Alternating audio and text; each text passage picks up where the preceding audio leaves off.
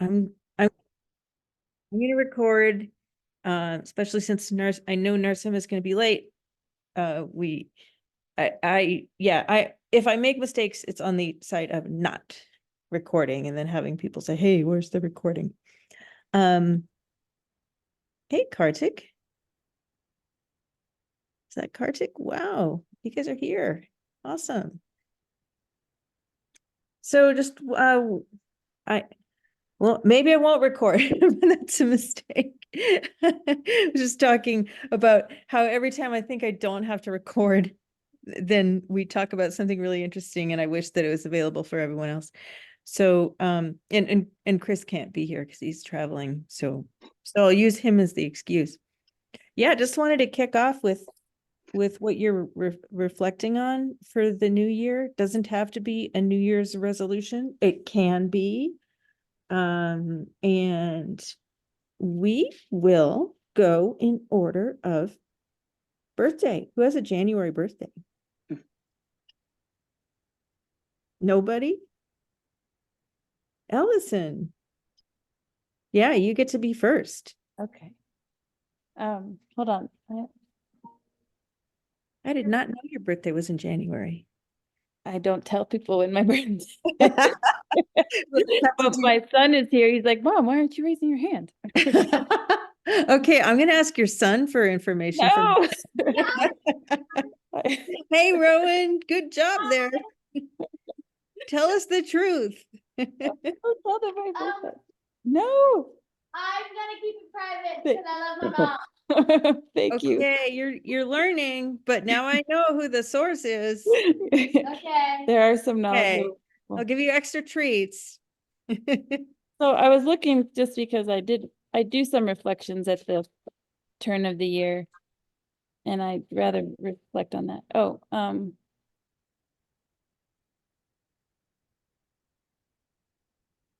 so I think last year I had the intent to write a letter a week to different people in my life that I don't share like physical space with. And it was pretty inconsistent. I felt like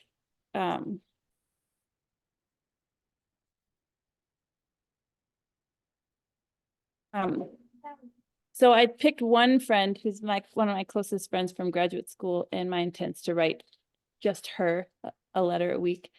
I've always liked the notion of pen pals. I did it when I was in elementary school. I had a pen pal in Japan for a long time. I think about how weird it is to think about pen pals now. So anyway, that's something that I have an intention on. I'm decent at writing letters weekly. It's just the communication was kind of scattered across a range of friendships. So I'm going to focus it on one. So you're continuing it. Yeah, I think so. I like writing letters. I like it for a lot of different reasons. And so, and that's been a intention I've set every year for a while now. It just has taken different forms. And so it's shifted. Cool. Who's February? March? Oh, come on. April? May? We can't all be, are you not admitting it? Okay, June. Oh, okay, so I'm July. I will go next. So the thing I've been thinking about is work, but how to focus on I don't have a resolution because I don't know how to do this, but I would like some practice around doing this. How to focus around the work that is worth doing rather than work that you just feel like you have to do. And there's a counterpart to that, which is in order to do the work that is worth doing, you have to resist work that is the opposite or that displaces it. And so for me, it's like, how do you stay out of the muck? Whether that's sort of politics, not national politics, but in your life, or like those things that you feel like you have to respond to. So I don't have resolutions because I don't do that, but I am really reflecting on how to set up practices that allow me to do that. And I feel like our project is a really good example with the pressure of the reporting deadline. It feels very tempting to just do work so that we can show that we're doing work. And I'm afraid for me that it will turn it into work that's maybe not the work that's most worth doing. Okay, anyone else in July? Sarah. Yes. I really didn't do any reflecting for New Year. Exactly. I was busy enjoying the holidays with my family. Right. Awesome. Yes.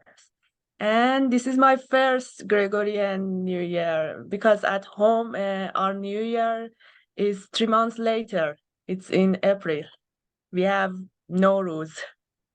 Oh, yeah. It's a different calendar. Do you tend to reflect around that New Year, or is that not a Yes. thing? Yes, exactly. It's something that I am doing, and it's because of that something I like to do at the New Year. And there is always doing some work, going to the gym at the beginning of every year. Something that I consider and then later postpone. Okay, I'll check in with you in April. I'll try to remember. Yes, thank you.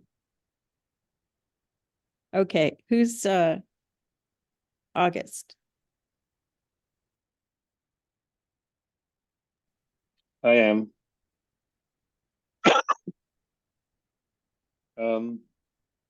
Yeah, I haven't had any chance to reflect either. But now that you talk about it, I'm reflecting. I have this annual resolution that I repeat every year, and inching towards it every year. I just try to bring more discipline in terms of routine into my life, in terms of hours of writing and working out, and not taking on too many projects. Like what you said, Tammy, not so much muck administrative. I don't have the same obligations as you do, but even interesting work and papers and collaborations, I really have to winnow it down and focus on stuff that's really high quality and what I'm writing. So that's my goal for this year. And a little bit of routine, hopefully. Better routines. Yeah, awesome. Okay, September. No. October? Is everybody born in December? I should have started at the end. No, November. November is next. I'm Oh, October. I'm October. I'm October. Oh, Adam, go ahead. Okay. Which day? What day are you, Karthik? I'm 30. Okay, well, I'm the 8th, so Oh, maybe you're that should close, make Adam. sense. That was gonna be our tiebreaker. Yeah, I mean, I suppose I have roughly the same professional goals every year in terms of paper writing, proposal writing, staying employed, that sort of thing. And that's all kind of boring. And I think what used to be goals I'd have to really think a lot about just become kind of like routinized practice, I guess. So I wish I don't typically have times in which there's some kind of like structural break, like a new year, and then I have an epiphany. Things tend to be much more gradual for me. So I don't have a particular moment of clarity or epiphany or anything like that that occurred. I was extremely sick over the break. We all had the flu, so not being sick now, I guess, that's been a little bit of an epiphany to make me realize, like, wow, it's good just to feel good. So I suppose that's something. I don't know, something I didn't think of before. So yeah. I'm glad you're feeling better. but I'm sorry you went through that. It was a perfect time. I got to just lay around all day. So Oh yeah, it sounds like so relaxing. I wouldn't have relaxed otherwise. So maybe it was actually good. So All right, Kartik, 30th. Yeah, I usually don't do anything during New Year's. I try to go to bed at like 9:30 and just avoid seeing anybody, calling anybody, just people in general. But sadly, this time I was traveling and I got roped into a midnight barbecue thing. And then that made me question and sort of think about how to get away from social situations like that. So I think I'm spending my time just thinking about why that happened and what I could have done to get out of that. So That is hilarious. Okay, November. Okay, Rydul birthday, and so I can go. Rydul and Stacy, fight it out. Oh, Yeah, I'm an 18, so We share a birthday. oh my god. okay. Wow. Let's to hear about that. You can go ahead, Stacy. I'm fine. No, I want to hear yours. Uh, so sorry for the background noise. Let me know if it's too loud. I can write it down in the chat. So recently I made a trip with some of my close friends, and I have been friends with them for the last 20 years, but I haven't been able to meet them for the last 5 or 6 years. So we made a resolution that we will try to meet up at least once a year. And I feel that meeting with them after so many years, it has really positive influence on me. So that's something I'm looking forward to doing in the future. Let's see how that goes. Thank you. Awesome. Wait, so you met them last year and this year, so you checked off 2 years with one. Yeah, okay. That's a good thing. Yeah. Good job.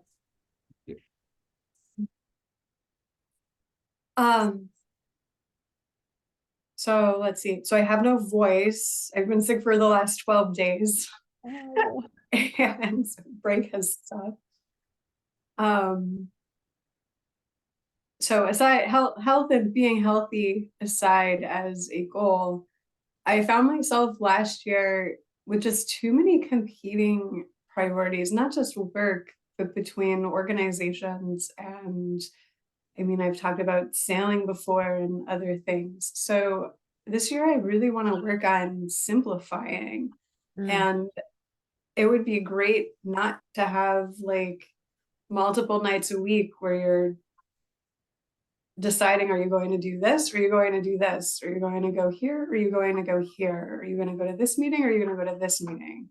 So I think this year I really need to simplify that and feel like I'm not so split between all of these different priorities. And that means saying no a little bit more, and that can be hard. But after reading so many articles about how great people's lives are, after saying yes to everything and seeing where things go, I think I have to swing the pendulum the other way. And try and simplify and take a little more time for myself, so I don't end up with another 2 weeks straight of whatever this virus is. I guess I can't catch this one again. Yeah, that sounds hard, and I hope you find the beautiful path. Thank you. I think Okay. I'm also a November birthday, so I can Okay. go next. Whoa. Yeah, it's actually the 5th, but I just wasn't ready to go because I purposely never try and make New Year's resolutions. One year I decided I was going to go running every day, and then I just like went running for 10 years. And so this, once you have one that works, you might as well just give up on that. But I did have to fill out my annual evaluation for my job for yesterday because it was due today. And I realized I didn't do a lot of work last year, and it was like work that would go in an annual evaluation, which is like, published papers and things like that. Like I didn't publish a lot, and like I still had a really good year. And so like, I don't know. It's something to think about that, I think in academics, we do always say, oh, I have to publish, and we do have to publish, but at the same time, it's like, hey, I made good connections with people. I had a kid and I'm way more excited about that than I am work. So I don't know what to do with all that. But yeah, it's something. I guess I'll do more work this year too. So Awesome. Okay, well, I think we got everyone, yeah? Everyone Wait, did. I need to understand. Did you say that you have been running every day for the last 10 years? well, I didn't used to ever run, and then I just kind of started running, and now it's like it's rare if I don't go running. So it's not that I go running every day, it's just more often than not I went Very running. well. Yeah. Very, very impressive. So now I Inspiring. gave up on New Year's resolutions because it worked once and stats say they never work. So it's But while it's you're over. ahead. So you just you can make the same resolution because it's occurring. Yeah, I'll just say I'm going to go running this year. And Emily says, well, you said that last year. And yeah, well, it worked. Awesome. Good job. Yeah, so I want to hear about our meetings a little bit. So I'd love help in scheduling meetings. Ryan, I sent you a ping and you answered, so thank you very much for that, but you can put other things on the agenda. The one thing that prevents me from sending out meeting reminders in a timely fashion is I'm like, oh God, what are we going to talk about? We have so many things. What's the right thing right now? And that requires a kind of brain space that if I'm just in, I got to do it mode that I don't get to. So it really helps me to have something on the agenda. And so it would help me, even if the agenda is not full, to have people propose things to talk about. And so I'm going to put the link in the chat in just a minute. I'm working on finding it, but maybe we could start by, are there things that people would like to include in our discussions that haven't come forward? And I think we have some pretty good discussions in the modeling meetings, and sometimes I feel like, oh, I wish we had the whole team here. And so I don't know if the right thing is to bring some of those forward. There, I got the link. And like when we're having a really interesting discussion, put it on the agenda. Anyway, I'm gonna let people think. Like what I feel like there are things that we're not completely connecting on, and I don't want to turn this into a whole like we always meet and try to figure out how we're gonna get our project continued, right? That's like a really dull kind of thing. It's an important thing, but it's a dull thing to work on together. So I don't know. Any thoughts? I'll stop talking and let people just throw out ideas.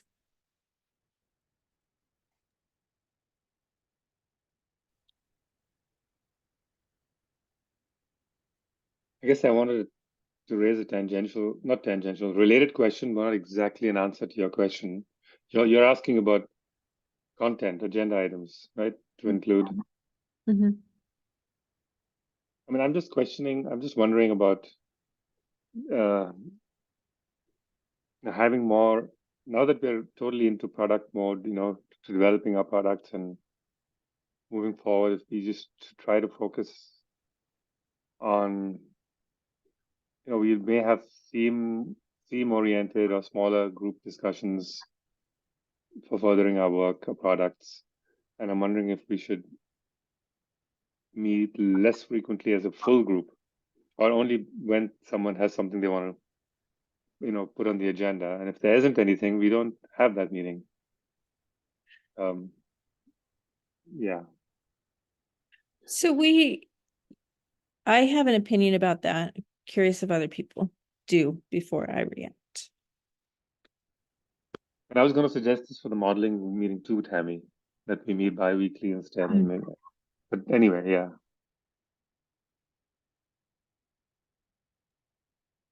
I didn't necessarily have a thought on frequency, Narasimha, but I think I would, in response to your prompt, Tammy, I was more oriented towards like maybe signing myself up to report monthly on the product that I'm working towards with Zara and with you. Because I feel like that's where most of my effort should be right now. And I think I would get more done and produce a better product at interim time points if I knew I was going to be leading a discussion and looking for feedback and had to think out what kinds of questions I want to bring to the group. So I was more oriented in my head around just the same product, but you know, in the end of January, the report out looks different than the end of February. Or maybe that's too frequent, but that's what I was thinking. And maybe not similar to what you were saying about when something's ready. For me, I would rather just put like a date that I would have to commit to, because when it is ready might just then go for a longer period of time. So just speaking for myself, like I'd say like in 3 weeks, I'd like to present on where things are at with what I presented in the middle of December. We could all do that in a sense, if we rotated in every month or something to present so that we have a deadline we know we have to meet. And that would give us plenty of meetings actually. Or we can double up maybe two products, rated ones in one meeting. And then everyone is held. Yeah, the group helps push them at the same time. Yeah, you have gaps between your first and your next. Yeah, I like this idea. I do believe that we should be spending our time on product, and I can see like we should not have gratuitous meetings. At the same time, I think and this was earlier in the project, but we did try to stagger the meetings. So we had small group meetings one week, and I felt like we got disconnected. I was feeling not connected with some of those, or I felt like it almost increased the number of meetings without the quality, because I felt like I had to go to both. I don't know, I go to both anyway. And so I don't mind removing meetings if they're not going to be of value, but I find it really easy to choose not to have a meeting, and then there are things that we need to talk about that there's not a space to talk about, or there's not a space for it.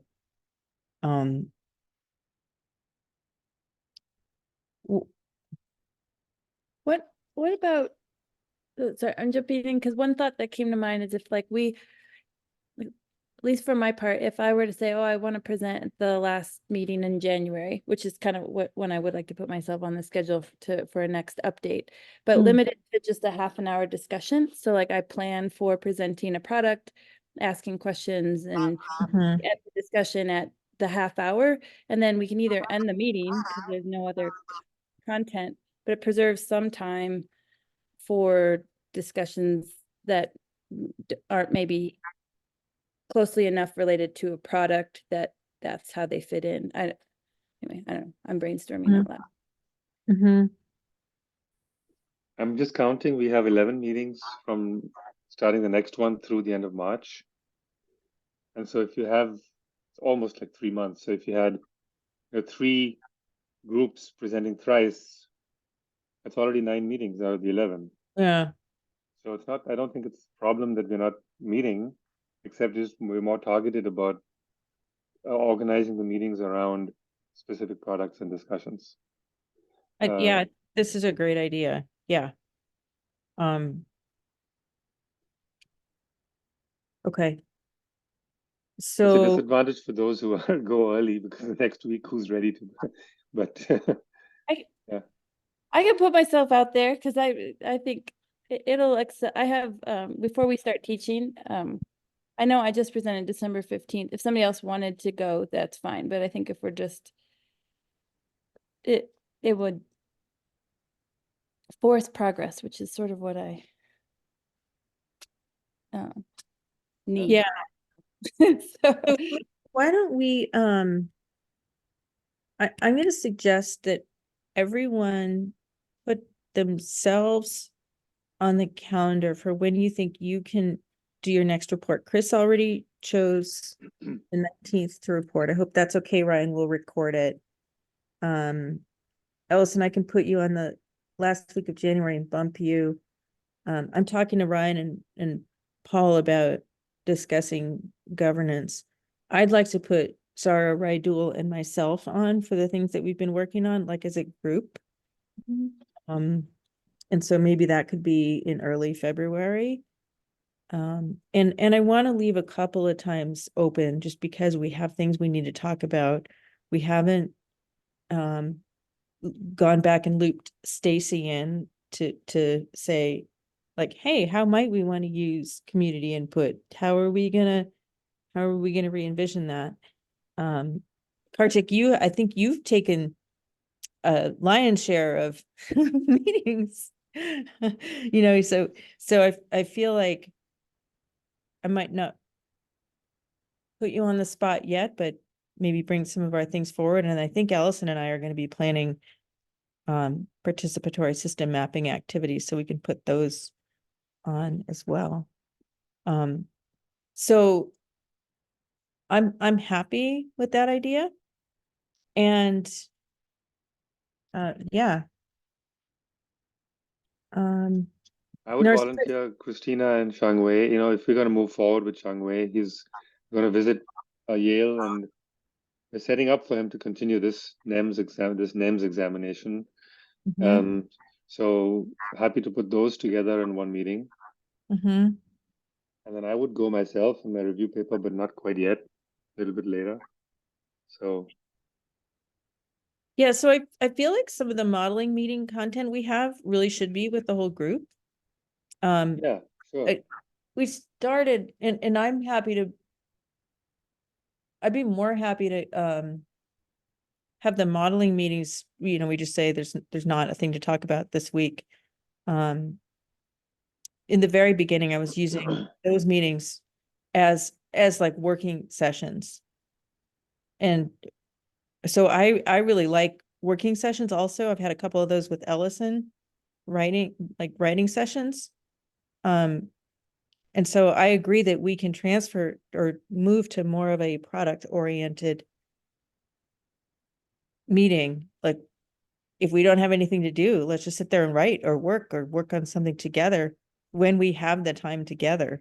But it is very hard to schedule meetings together. I mean, if we choose to have our modeling group meeting in the time that we are presenting some of those products for the group meeting, that reduces our total meetings, which is good, and also allows everybody to follow the activities of the modeling work, which I think at this stage is useful. Yeah, the kinds of things that Ellison and I are going to be talking about is one boundary object, and other things would come up. I'm sure there'll be benefits for all of us to be part of that. So yeah. So is this a good time right now for everyone to take a look at the schedule and see when you might want to put your thing on? We don't have to fill out all the meetings, just let's put Sarah Rydul and I. You want to do like February 9th? Or we could do the 2nd. Okay. I just randomly put ourselves on the 2nd, but I'm happy to move it if you prefer the 2nd. Okay, no, I'll put us on the 9th.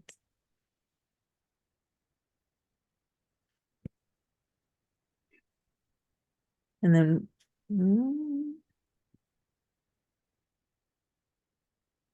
Ellison, I might target early March for a PSM presentation, but we might want to go before then because we want to move this stuff forward.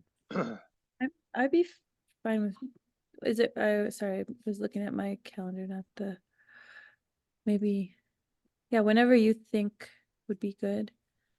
Because I think we're going to try to get it done, some of it done before then. And we may want to include Stacy in our PSM conversations. Okay. This is good. This is really helpful, people. Then the other thing is, do we want to consider scheduling an in-person meeting?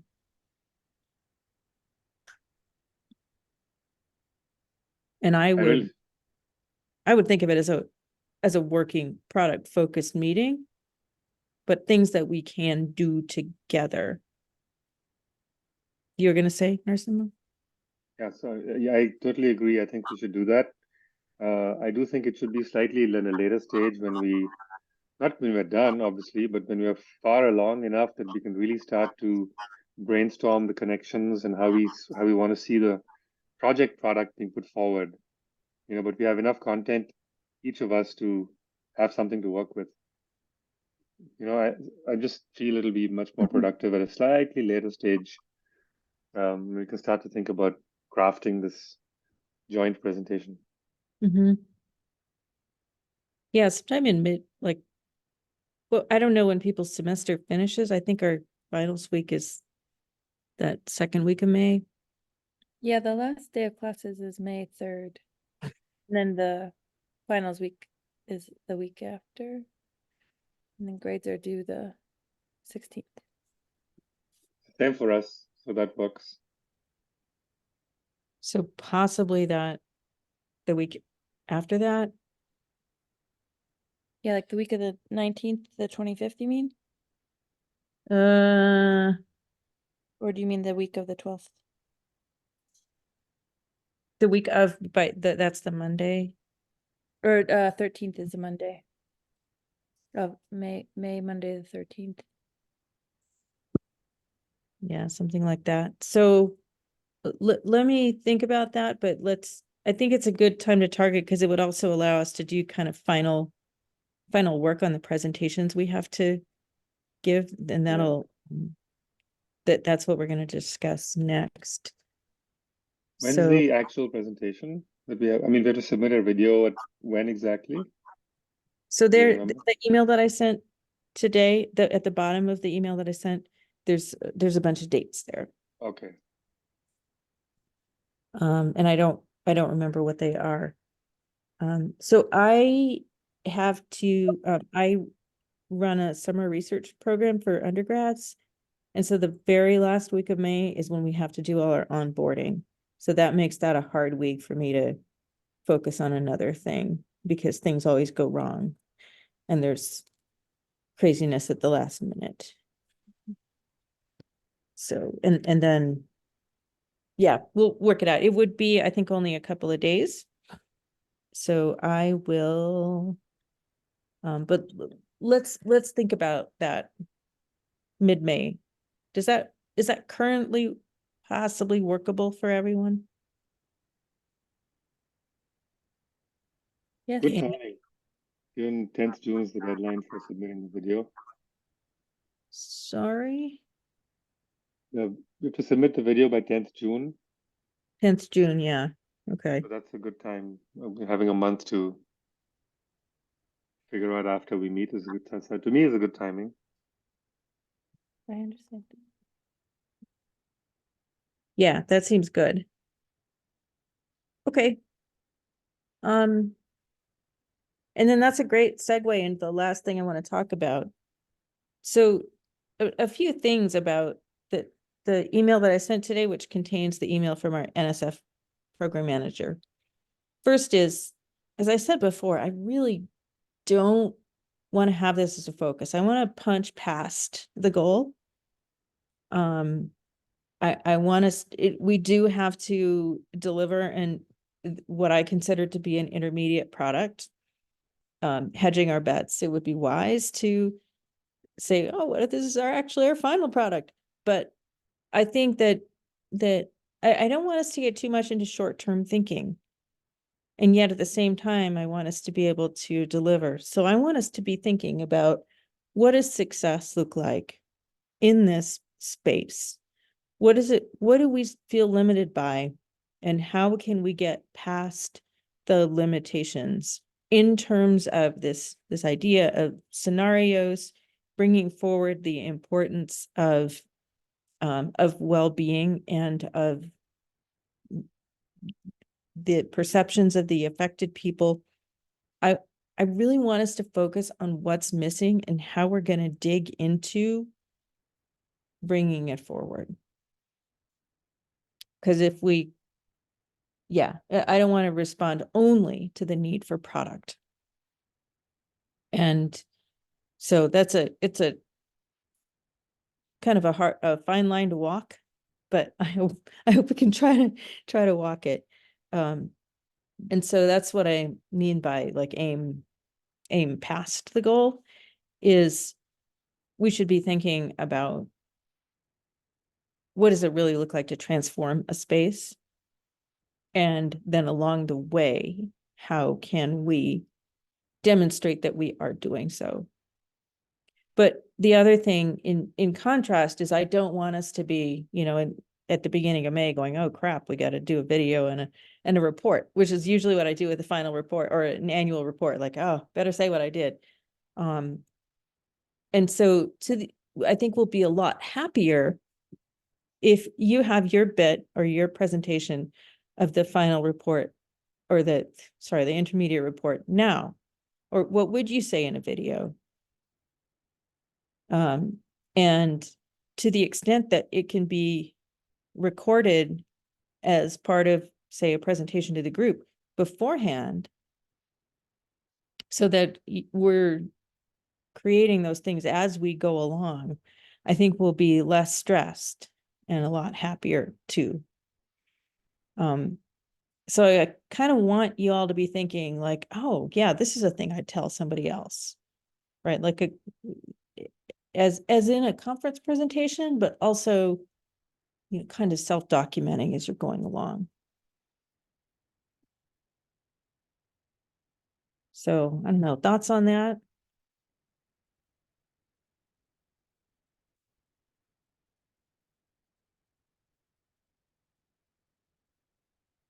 Does it feel like I've just asked for completely opposing things?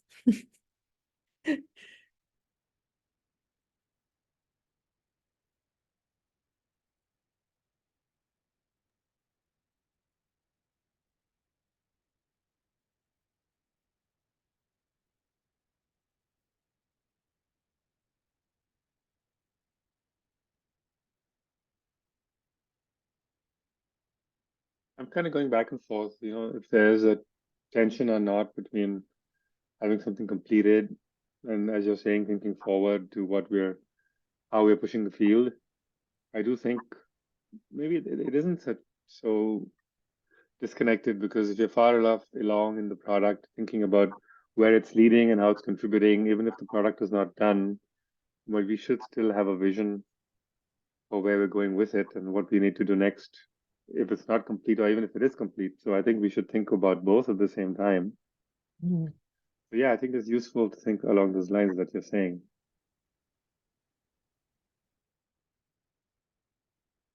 So one thing that just popped into my head is, like, let's say we were going to write a proposal, a completely new proposal, like, here's what I would want to do.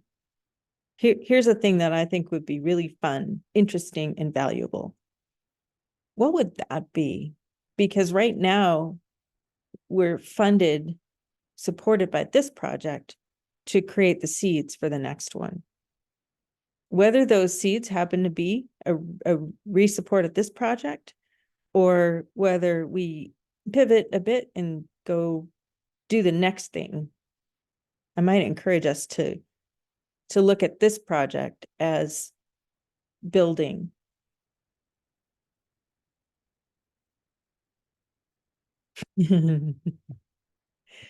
Raidul, go ahead. Yeah, and it's from my perspective when I think about what I have been able to achieve and what I envision to achieve this year, professional achievement wise.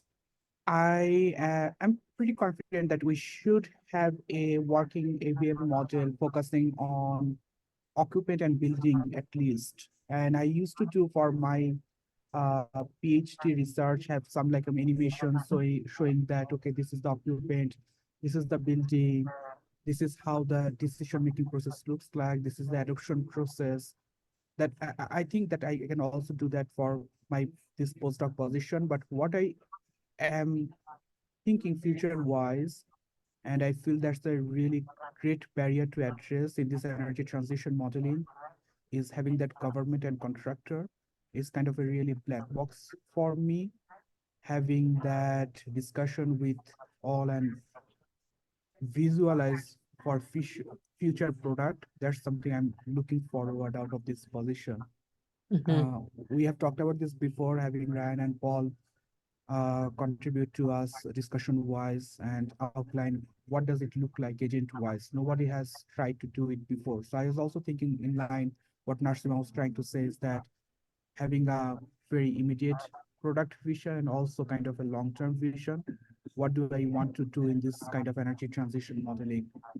That's Mhm. kind of my personal goal, not just this year, but also in my future academic endeavor.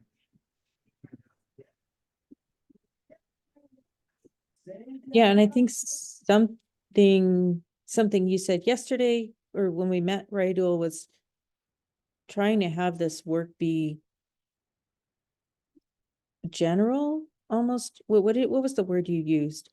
That Universal, that can be Ye- applicable for any other energy community. When I say community, I basically mean that for different social economic status or government dynamics, something like that. Like Oh. some of the paper that I have seen, they have collected a survey data and they have provided results that is tied to that particular community. It's Mhm. to, I would say universal, like generalizable, transferability to other communities, something like that.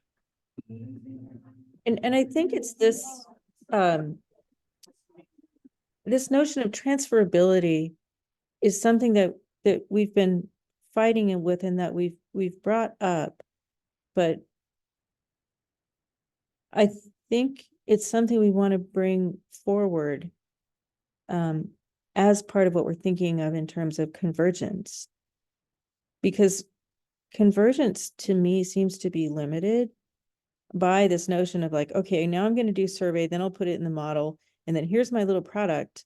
And then if you want to do the same thing, you have to do those things too. And so everybody's repeating this sort of very basic contribution. So what Kartik's done with making the data publicly available is an example of how it could, how it broadens and includes. But I think thinking about how we do the work, not just what we're doing, is important. And I don't know how to express it better than that, but this is a conversation we've had internally, is like the whole practice has been, I have a model, here's my model, use my model. Oh, nobody's using my model, you're using your model? What, dang it, that everybody's like, do not converging their efforts. And so how do we get beyond that? I feel like working toward that principle is something I'd like to pursue, because it's that fragmentation of effort that prevents the greater things from occurring. And so, Raidul, I think you're asking, including the governance, including the contractors, which Ryan and Paul and I are talking about offline and we'll bring to the group. But that could be a lesson. Like, how would you add this? Right? What is the practice for adding this? So in the past, something that comes up is like, well, your model doesn't have this, my model has this, it's more complicated, therefore it's better. But what is the practice in which we bring forward something that could make a difference, test whether it does make a difference? So that set of ways of doing work, I think, is really important.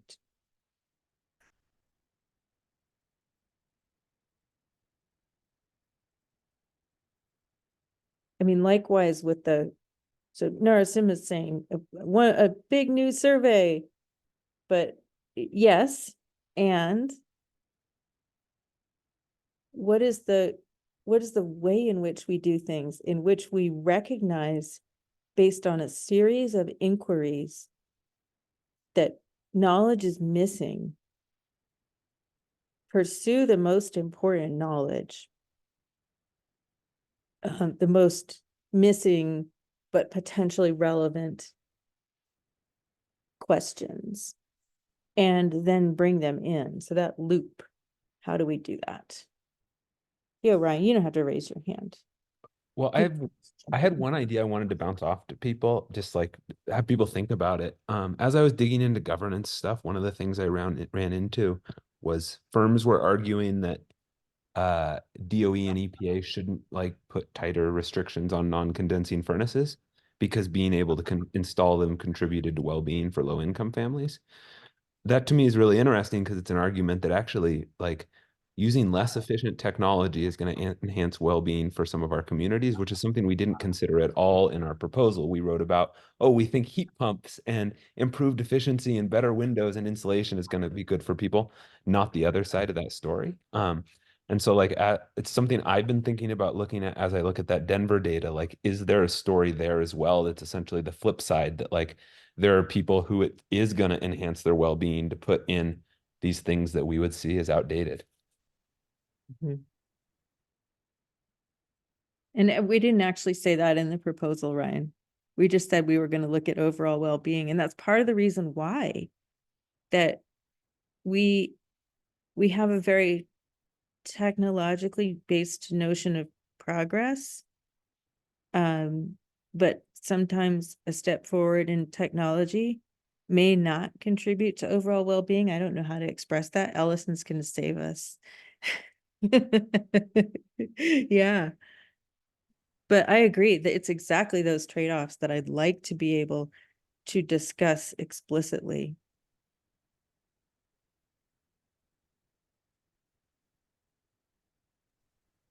I mean, this is a deep question, you know. I mean, I'm not really sure where I can fall on this, because in some ways there may be a level of heterogeneity out there in the population that is just really, really high, and one can't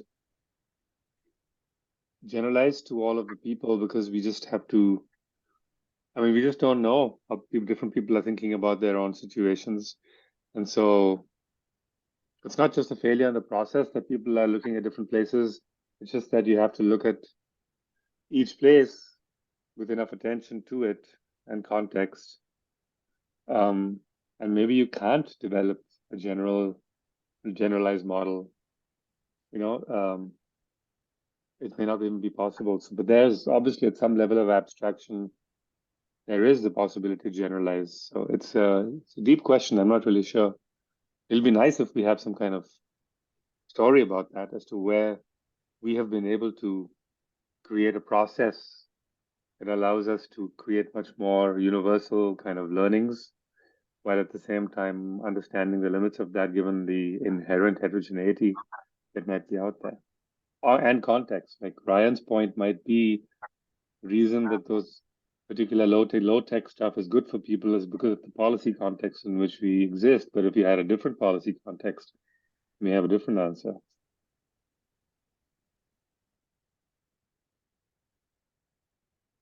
This is purely intellectual, but I tend to be a believer in not generalizability, but partial generalizability, like archetypes, right? Like, I don't think there's an infinite heterogeneity, but I think there is heterogeneity that can be captured and used instead of saying like, oh, it's so complicated, everybody's different, that there are potentially recognizable archetypes of situations. But then accounting for the tendency of people to game those systems also, right? Oh yeah, I don't have to do it because I'm like, I don't belong in that class or something. Anyway, I think it's an interesting thing to pursue. But getting back to what we asked at the beginning of the project, what would be possible if this were successful? It would be something like that. It would be, there's a place for everybody or a program provides a place for people of different capabilities to improve their well-being. It serves more people somehow.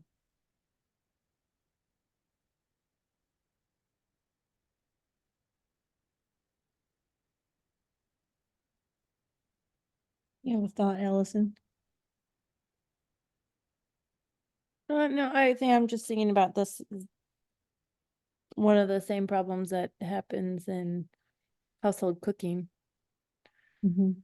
At the 2000s, spending money to push everyone to gas, and now we're saying they're bad for using gas. Hmm. But along the way, people used fuels that worked for them for cooking, and I don't know as much about whether their well-being was measured to be materially better in all cases, but in many cases, I think the choice to use gas benefited well-being, but now it's like vilified as a new unclean fuel. Hmm. That's, I guess, what's coming to my mind.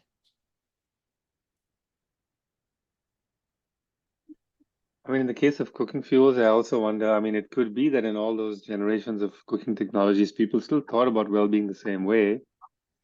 But over time, I mean, standards change as well, perhaps. You know, in India, you're looking at LPG stoves as a holy grail for people. Right. And here you're looking at LPGs as bad only because the alternatives available promise better conditions in one place and not the other. I don't know. I mean, it's out of reach in India to be thinking about anything else right now, as much as I'd like it.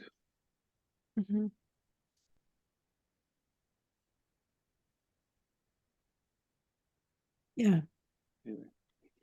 So I think bringing these things forward, like what can we talk about with language that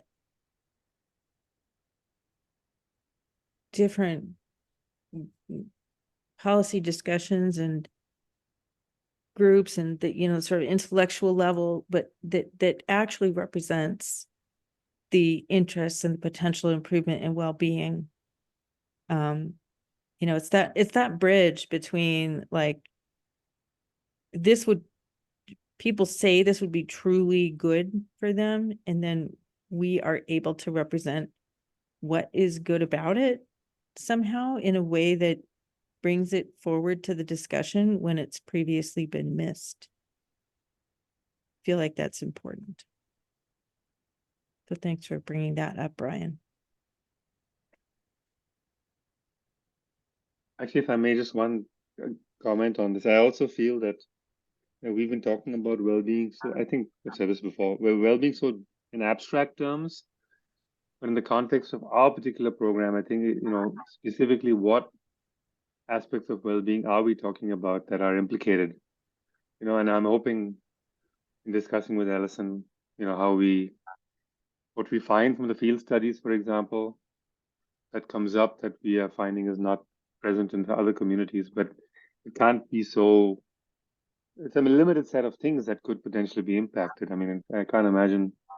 There's so many different dimensions of well-being. So I would like for us to just know what are we talking about in terms of all the ways in which well-being are affected as an output of this project, I mean. Yeah, I agree. I think Allison's review will be an interesting framing around that. And I think Allison, this is not about your review only, but I think there's two ways to look at it. One is, what have people done? What are the types of well-being people talk about? What should we eliminate from this very broad array? Because it doesn't touch it. The other thing is and this is where some of the communication with Stacy might come in. If we are hearing things from people that do not have a way to be represented, but we know that people are saying, you know, this really does not work for me, or I'm not able to conduct this, or this did not make a difference to me, or I really would have liked to add this other thing. So from that point of view, where would that fit? So to address your question, Narasimha, yeah, it seems really intractable. Well-being is like a huge thing.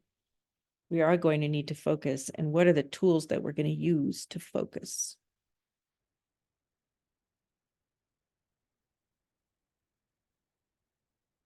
Okay, we are over time. We're getting near the top of the hour. So does anyone have any last comments? Thank you for helping us re-envision how we do work. It's always necessary.